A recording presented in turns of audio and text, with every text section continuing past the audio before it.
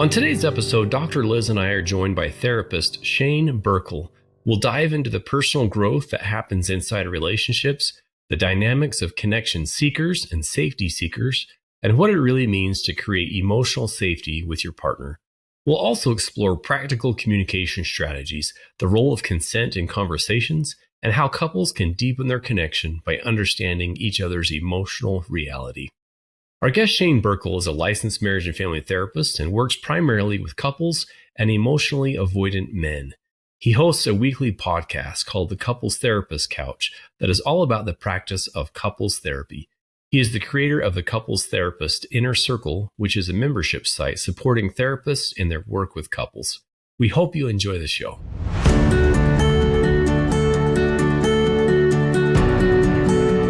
Welcome to Stronger Marriage Connection. We're so glad that you're here. It wouldn't be a podcast without you, quite frankly. Thank you for that. I'm Dr. Liz Hale, psychologist, along with the professor, Dr. Dave Schramm, and together we have dedicated our life's work to bringing you the best we can find in valid marital research, along with a few tips and tools to help you create the marriage of your dreams. Dave, you know what I love most about our podcast? Well, in addition to working with you, of course, is meeting other professionals I never would have had the honor of meeting otherwise. And our next guest is just that person. Here's what I value about Shane Birkel. He pays attention to the research and the science of love. He's not only a trained marriage and family therapist, but has extensive training with some of the best in our field. He certainly honors them and pays attention to them anyway, from Gottman to Sue Johnson, and especially Terry Real. I thought my 2-hour sessions were, well, hopefully helpful anyway, but wait until you hear about the length of Shane Birkel's sessions. This might just be part of a secret sauce. Welcome to Stronger Marriage Connection, Shane Birkel. Oh, thank you so much, Liz. It's great to be here and great to see you too, Dave.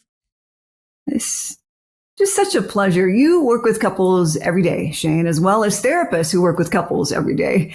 What continues to inspire you about marriage, even after all these years, my friend? Yeah, it's a great question. And I just think that being in a relationship is such a great opportunity to learn more about yourself and to grow as a human being. And, I actually think that it's one of the best ways to change the world, right? The way that we behave in our relationships with other people influences, if people have children, it certainly influences the person you're in a relationship with. And I think it has the potential to change the world in a lot of ways. Oh, couldn't have said that better. Can you remember a moment maybe early in your career when you realized this is what I was meant to do? Yeah, absolutely. Well, I think that, very early on when I was thinking about becoming a therapist, I think I was trying to figure out my own self in a lot of ways. I think I was, confused. I thought psychology was always interesting because it felt like a way of understanding deeper stuff that was going on within me. And, but I think when I started working with couples, I really saw the potential for growth and change.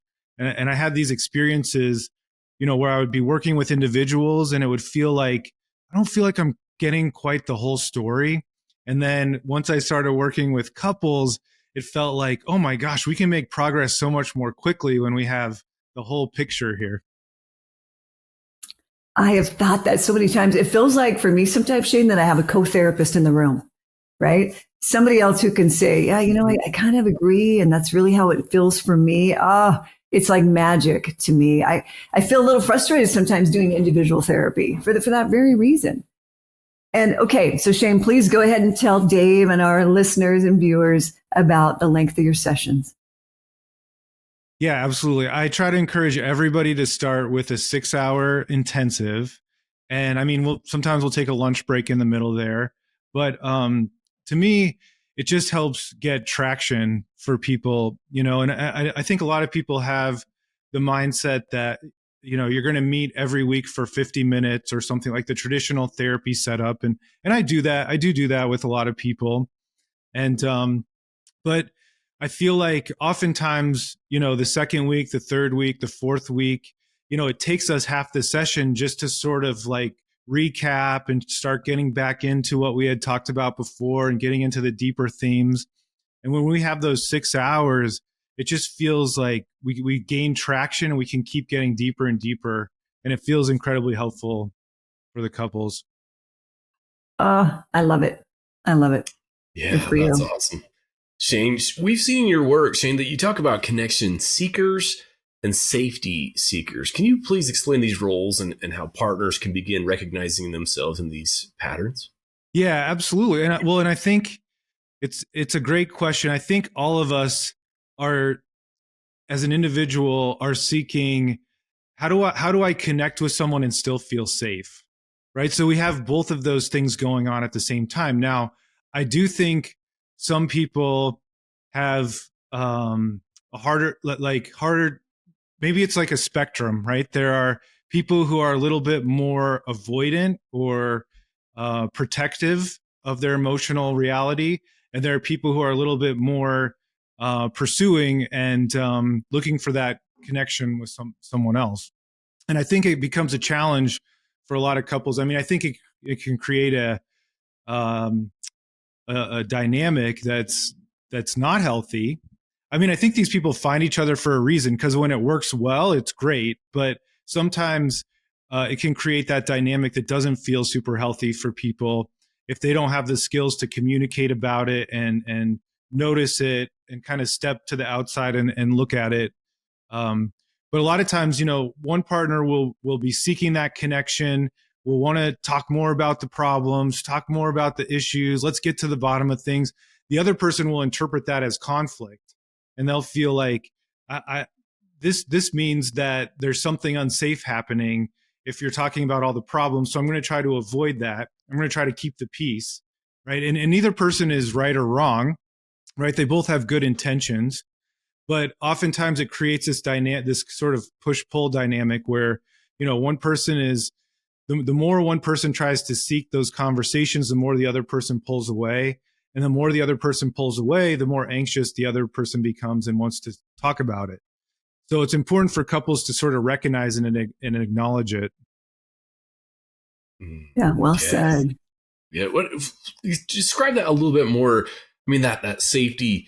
When I do relationship and I talk about happiness and even positivity, marriage stuff, I talk about the three needs of safety, satisfaction, and connection. What does that safety look like? I mean, for partners to create this safety for each other in those moments of vulnerability, really.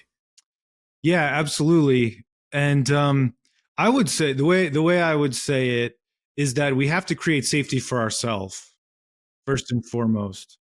And so, different people are have more or less skills than. I think it depends what you grew up with in your family. I think it depends what, how much knowledge you have of what healthy relationships look like. But I definitely think the more safety I can create in myself, the more I can create it for my partner as well. And one of the things that I talk a lot about is receptivity in the communication. So if my partner, let's say my partner, or I talk about, like, each person has their own experience and their own reality, and those could be very different from each other. And what happens a lot of times, let's say, you know, my wife is just having a bad day and she's trying to talk to me about it, and she's saying, I feel really hurt because of something that happened. It may or may not even have to do with me, but it starts making, depending on my personality, and this is actually true for me, it starts making me feel really uncomfortable that my wife is having a bad day, right? So I'm going to try to fix it or explain it away. And I'm going to try to say, well, what do you mean? We had breakfast together and then we did this. Everything should be fine. What's wrong? And it starts to, it could feel very invalidating of her experience, right? Or if she's giving me feedback about me, I could say, well, I didn't mean to hurt your feelings. You shouldn't feel hurt. I didn't mean to do it that way, right? And what happens is she feels very much, unheard, unseen, misunderstood. I start feeling misunderstood because I'm like, well, I didn't have the intention of hurting you. So let me explain to you why you shouldn't feel that way.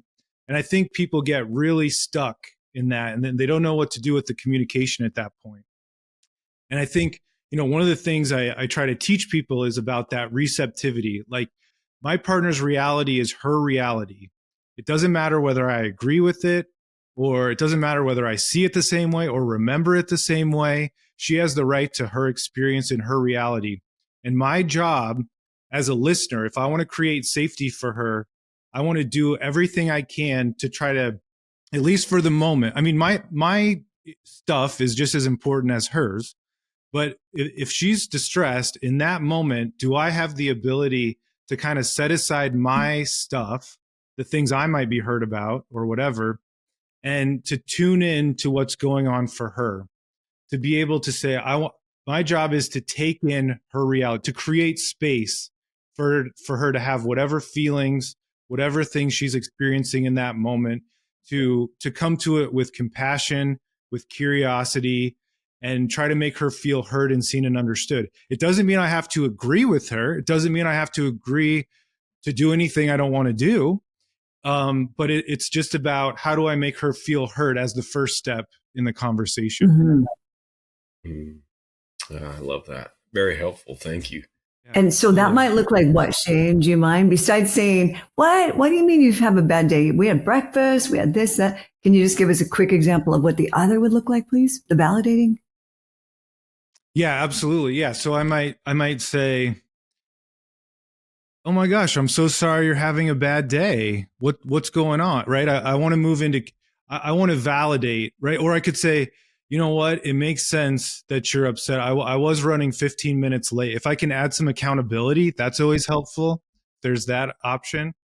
I could say, you know what? It makes sense that you're upset. I was running 15 minutes late. I know how important to you it is for us to be on time. Or I could say, I could be honest. I could say, I'm having a really hard time taking this in. Can you tell me more about what that feels like for you? But I'm keeping the energy on her reality and her experience. Right. And I try to tell people, like, you don't have to be a mind reader. You don't have to say the right thing, but like, how do you keep that energy on that person's experience? Right. Curiosity is a great one. Sometimes mirroring back what they're saying is incredibly helpful. So I could simply say, what I hear you saying is, and I could just repeat back exactly what she said to me, right? That validation, it makes sense that you're feeling that way. The accountability, the curiosity, those are all really helpful ways to stay present in the conversation. Thank you, Shane. Yeah, being curious, not furious, right? One of my daily pieces of advice.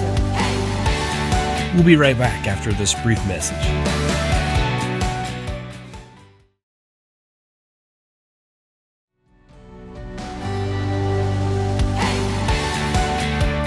And we're back. Well, let's dive right in. Well, what's the number one communication habit you wish that every couple would break just immediately, right now? Well, that's a great question too. I'm thinking of a few different things. I mean, I feel like when we're talking about communication, I think one of a really important thing is consent.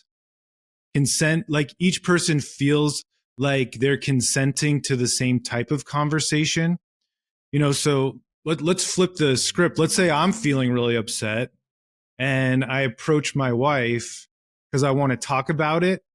Like, I think it's really important that I make sure that she understands what I'm asking for in that communication. I could say, honey, I just had a really hard day at work. I'd love to vent for 10 minutes. Is this a good time for you?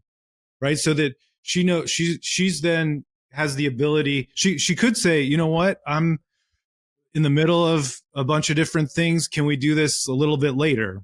Right. Or she could say, sure. And now if she agrees to it, she knows, okay, he's looking to vent, right? He's not looking for a problem solving conversation, which is something I could ask for.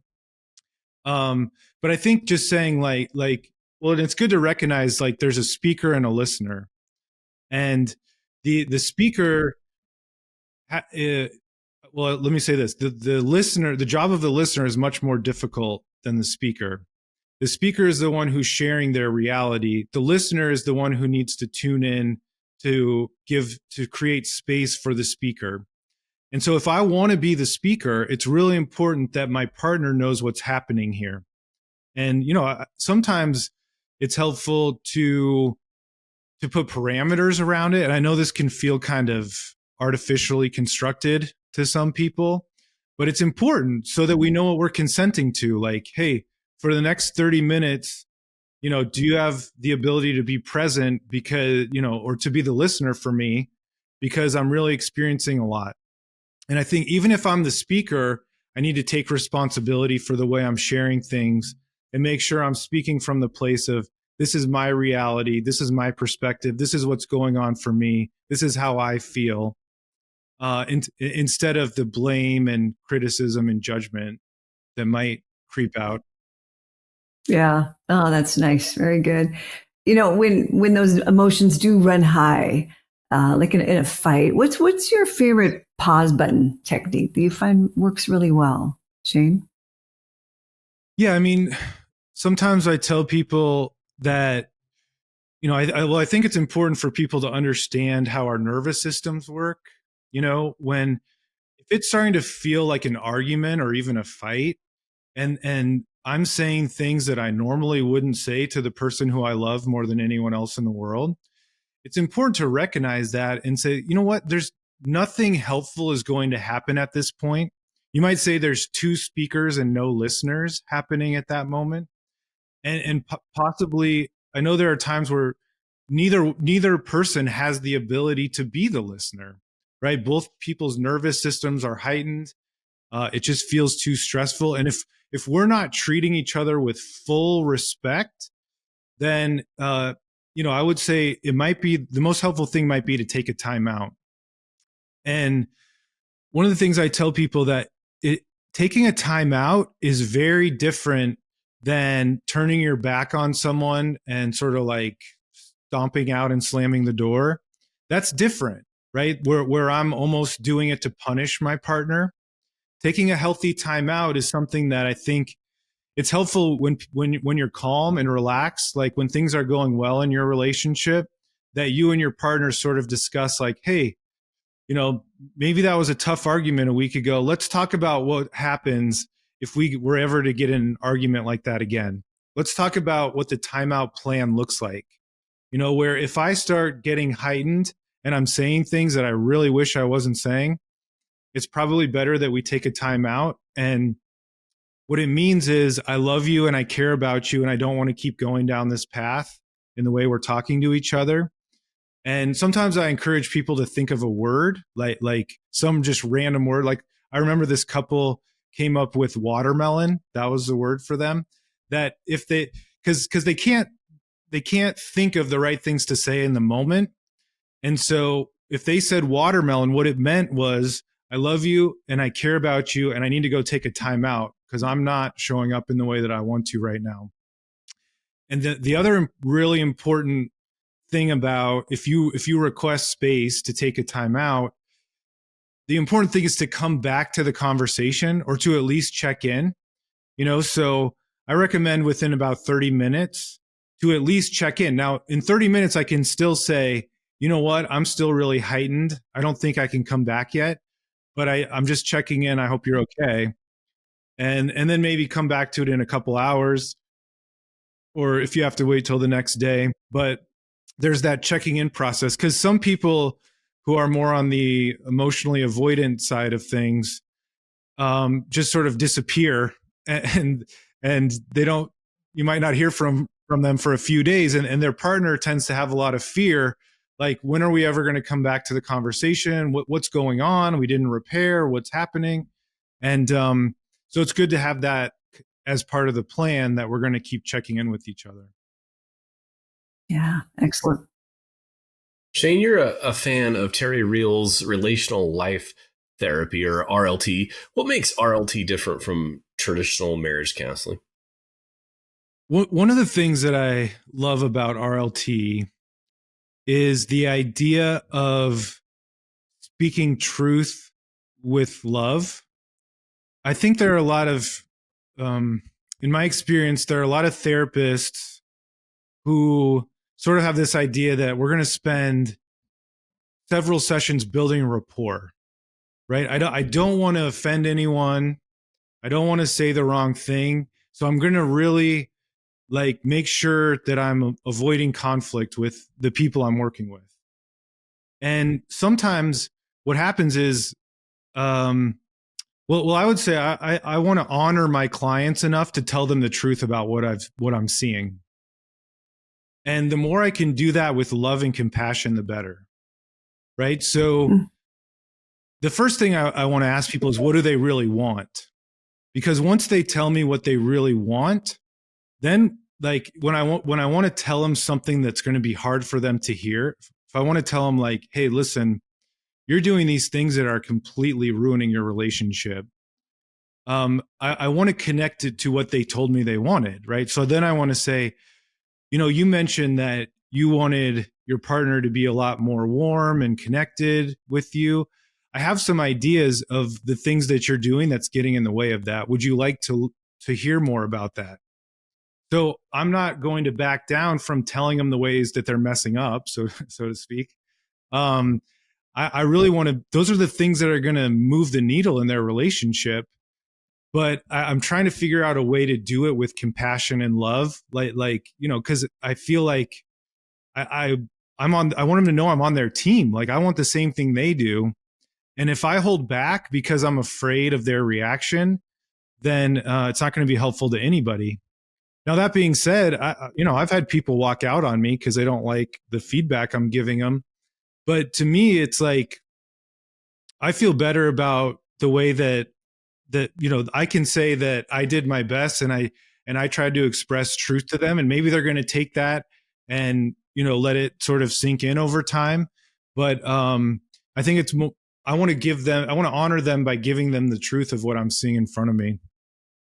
Mm-hmm. Can you walk us through a transformation maybe that you've seen in a couple of, no names, of course, but it shows how this is possible and how this works? Yeah, absolutely. So let's say that it's a husband and a wife. This is a couple that I had a few weeks ago. And let's say, the wife is complaining because she feels really disconnected. She feels really unheard in their relationship. She feels like whenever I bring up what I want to talk about, he gets defensive. He minimizes my emotions. He tries to fix things. And she's just feeling really disconnected. And like there's no way to get through. And people start, people go through this for years, as the two of you, I'm sure you hear from people like, and it just creates this distance. Like we can't even talk about anything. We can't even talk about the truth of what's going on without people getting hurt and things like that. Right. So in this situation, I can't remember exactly how we got here, but I ended up asking the husband, I said, who encouraged you to talk about emotions when you were growing up in your family? And he said, well, nobody did that. Nobody was encouraging me to talk about what was going on for me. In fact, my parents were just fighting all the time. And then that's an opportunity where, so he's constantly feeling criticized and blamed by his wife because he's not very good at connecting emotionally. And now he's telling me about his childhood. Now I can do something different, which is move into compassion for him and say, oh my gosh, nobody was listening to you when you were a kid. Your parents were fighting all the time. That's awful. What was that like for you? And in this case, he said, he remembers being 7 years old and he was in his bedroom by himself and he could hear his parents screaming at each other outside his bedroom. And he was just like so scared and so afraid and so worried about them, worried about whether they were going to stay together. And, he's just this little 7-year-old with feeling like he had no power in the situation to do anything about it. And, a lot of times I'll do inner child work, and this is kind of part of RLT, but I've had more training in how to do this. But, I might ask him, in this case, I asked him to imagine bringing that little 7-year-old in front of him as his, 40-year-old adult self, to bring that little 7-year-old in front of him and to have a conversation and talk to that little 7-year-old the way that 7-year-old, tell him what he needed to hear. And, it's really beautiful work, and it's amazing to me how much people end up connecting to their emotions in those situations in a surprising way. And so then we can say, well, oh yeah, and one of the insights that he came to himself, he said, whenever my wife comes to me and she's upset about something, I just think about my parents fighting, and I just want to avoid that at all costs. Now that's a completely different meaning and insight for his wife to understand. Like, he's trying to preserve the peace.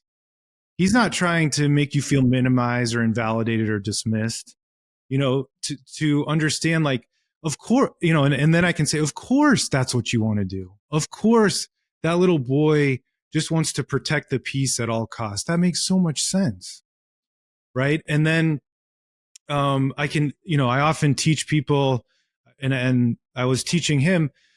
So when you're in a conversation with your wife and she's talking about how upset she is, what I want you to make sure that you're taking care of that little boy so that you can tell him he's safe and sound. This is somebody who loves me and cares about me.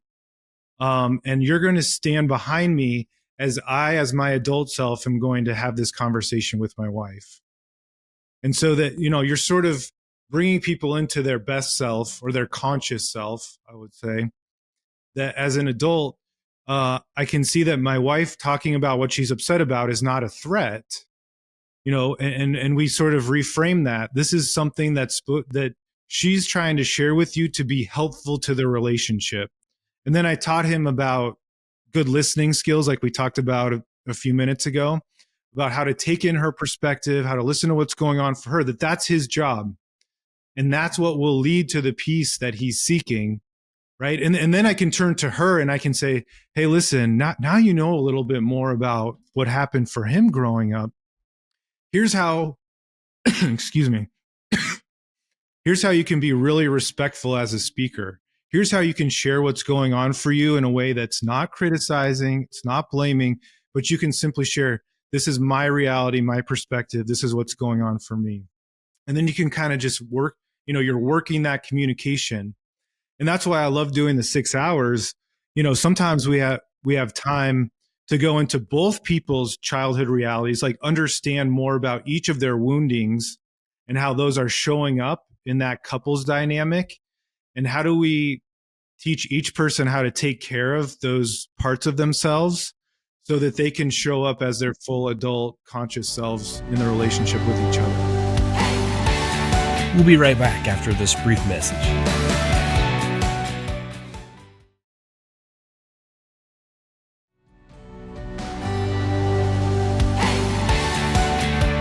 And we're back. Well, let's dive right in. Do you have an exercise, Shane, that maybe after listening to this episode today, couples could practice to increase their closeness and connection? Yeah, absolutely. I think I have one on my website, shanebirkel.com. It's this process of speaking and listening. It talks about the roles of the speaker, the roles of the listener. It helps give people wording that they can use to have this type of communication with each other. Sweet. All right. Excellent. Yeah. I love that. We will definitely link that soon and want to know more about where to find you. Mm-hmm. And Shane, since we have listeners who are both marriage therapists and we have listeners who go to marriage therapy, what common mistakes do new therapists make, and what advice do you give to avoid them? Yeah, I love that. I love that question. And one of the things that I believe and I talk about sometimes is that, as a therapist, I don't know if the two of you can relate to this, but like when I'm working with an individual, it feels so much easier, and some, like I'm not usually getting triggered, right? I'm just staying connected. I'm listening to their story. I'm validating. It feels like I can stay present with that. When I'm working with a couple, all of my own stuff sometimes starts coming to the surface, and I'm getting triggered, and I'm like noticing myself kind of getting wrapped up. So one of the things I tell people, and this is my belief, is that the more work you do on yourself, the more you can show up as a good therapist for the people you work with. And the other thing I'll say is that it's important to stay grounded in your chair as a therapist, right? Especially when you're working with a couple. That one, oftentimes I remember this person I had on my podcast one time. He told me that when couples come in, they're each going to tell you why the other person is 95% of the problem in their relationship, right? And the math doesn't add up. And so it's, that's why you have to stay grounded in your chair, right? I want to make sure that I'm taking in each person's perspective, but like, it would be easy if one person said, well, my partner's always late. Can you believe it? And then I can turn to the partner and say, well, why don't you just be on time, right? And the other partner says, well, they're always mean to me and criticize me. Well, why don't you stop being mean and criticizing? And it's sort of like, I can kind of like follow the thread of wherever they're going to take me. And that could be all over the place. And sometimes it starts to feel like they're having the same argument that they do at home and I'm just part of it. And it's like, I think we really have to stay grounded in our chair, meaning like I'm going to fully use the listening skills that I was talking about as a therapist with the one person at a time who I'm talking to, but I'm really going to encourage them to use language like, this is my reality. This is my perspective. This is what's going on for me. This is what I think would be really helpful. These are the requests that I have for my partner. And I'm going to say, great. And I'm going to look at the other partner. And I'm going to say, you know what? This is their perspective. You may have a completely different perspective, but right now I appreciate you being patient. And right now I'm just listening to their perspective. I want to make sure I understand it. And you're going to have your turn too. And then I'm talking to the other person. I'm really taking it in, and I think we want to sort of make their realities collide in some way. Because in my mind, there's always a way to get them unstuck. They're creating the stuckness. And I do it too. I'm not saying they as like, I do this in my own relationship. I create the stuckness by the meaning that I make up in my head about what's going on, right? Like let's say I have a trigger about my partner being late, just to stay with that example. Like, what is the meaning I have about that? Why do I feel so offended by that? Right? There's always an opportunity for me to explore myself in that. Well, what did being on time mean for me and my family growing up? Right? Why am I feeling so offended by my partner just because they're not on time? Why am I not able to move into compassion for my partner's reality, right? Who grew up with something completely different that probably makes sense that they don't worry about being on time, right? And there's these ways that I think we're always looking for opportunities to move into compassion and understanding to help people see like there's some reason why it makes sense. And if I'm getting triggered, that's my problem. And I say that in a way to be empowering. Like I'm not waiting for my partner to change in order for me to feel okay in the world. I want to figure out, how do I take full responsibility for myself? Because that's what's going to feel the healthiest in a relationship, when I can start showing up in that way. Mm-hmm. Yeah, really powerful, Shane. I'm curious then, now on the flip side, how can clients, we have a lot of listeners who thought about therapy or going to therapists. How can clients get the most from their marriage therapy? What's fair to request from their therapist? That's a great question. I think that there's part of me that wants to say that, hopefully you find a therapist who has the skills to guide you and navigate you in the right direction. I think that, again, the more you're focusing, here's how I look at it. Like there are a lot of, I was just talking to this couple yesterday, and they were talking about drinking, and there had been a number of situations where the wife felt unsafe in situations where the husband had been drinking, and the husband's doing an amazing job. He had given up drinking for the last 4 months, and it was making the relationship feel a lot better, a lot safer. That was really working well. And he was talking about, well, I really want to maybe incorporate drinking into my life again. And the wife was like, well, that makes me feel really unsafe. And the husband said, well, I don't want to feel like I have to ask permission to, if I'm out with my friends, I want to have a drink if I want to have a drink. And I said, it's not, so that's the meaning that he's bringing to it. Right. And I was able to sort of reframe the conversation because, and I use this example, if I wake up on Sunday morning and I want to go to the hardware store, I have a conversation with my wife about it. It's not because she's in charge. It's not because I have to ask permission. It's because I have made a decision to be in a relationship with another human being, and we have children together, and we have a lot of considerations about what's going to happen that day. And it's just part of being relational to say, honey, I'd really like to go to the hardware store today.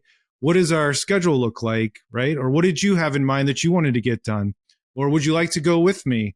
Or, I can take the kids during this time if you can take them during this time so I can go to the hardware store. However that looks, it's just being relational in the conversation. It's not because I'm being controlled.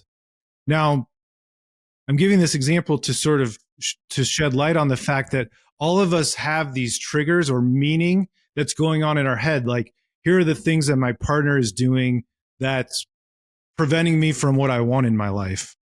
And I think there's always ways we can change that meaning. So back to your question, if I'm a couple, I'm going to therapy, I want to get the most out of my therapy, I want to be really responsible about how I'm sharing what's going on for me. I want to share with the therapist, this is my perspective, this is my reality, this is where I'm having a hard time, this is what I really want. And I would encourage people to be honest, like even if you think it feels out of reach, like, tell the therapist what your ideal relationship would look like if you could just have it all, what that would look like, right? Because I think that's important for your therapist to know.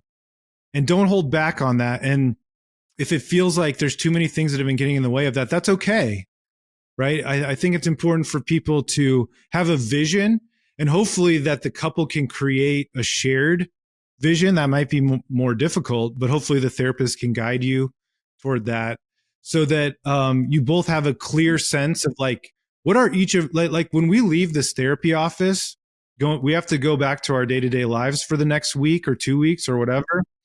Like, what's my job? What are my goals? What are the things that I'm doing to work on to make sure I'm showing up in the relationship?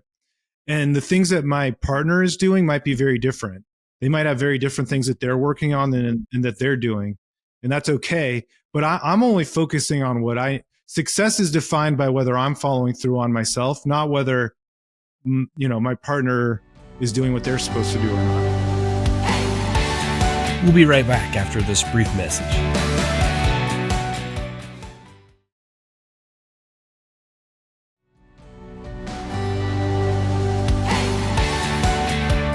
And we're back. Well, let's dive right in. Okay, Shane, so here's just towards the end here of our interview, I'm just going to do some rapid fire questions for you, okay? Just quick answers. You ready?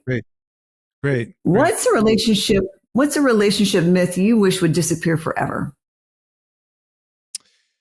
Oh yeah, I think I would say that my partner is responsible for my feelings. Good. Right? If I come home and at the end of the day, my wife and I have both been working all day, I walk in the door and I just want a hug, right? And my partner, the last thing that she wants at that moment is a hug, and she's in the middle of 10 things and doing something else. That I would encourage people not to play the blame game. It's not like there's a right or wrong, right? Like, me feeling bad that she doesn't give me a hug. The solution to that is not getting a hug. The solution is for me to take a look at myself and to say, why am I feeling upset about this? And how can I can probably do things to create more hugs in my life with my partner. but it's not coming from a place of blame or judgment or right or wrong thinking. You should do this for me, right? That kind of thing. Right, right. Yeah. Okay, next one. What's your favorite question to ask a couple in session? I guess I was just saying it like I love asking, what do you really want? What are you really hoping for? I love to get a vision of what their ideal looks like. And sometimes couples have been stuck for so long, they've forgotten what that looks like. It's also really fun to ask people, what was it like when you met each other? To get them back into some of the memories of what they like about each other. That's so true. All right, last one, my friend. What do you hope couples remember most from your work long after the sessions are over? I mean, I think that I talk to people sometimes about making a commitment to full respect living. That most of us have made a commitment, for example, that I will never punch another person in the face, right? Like that's kind of an easy boundary that's easy for me to follow through on for the most part. That as I'm walking through the world, like I am not going to impart physical harm on another human being, right? And I would take that a step further to my intention is to never impart even emotional or psychological harm on another human being or myself in my own head. Right. And so the problem with that is that, or it's not a problem.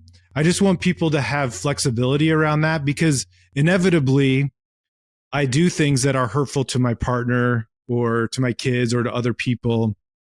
And I don't want people to be too hard on themselves. Everybody makes mistakes, but I have a commitment. If I do that to someone else, I'm not going to try to convince myself that I didn't do it.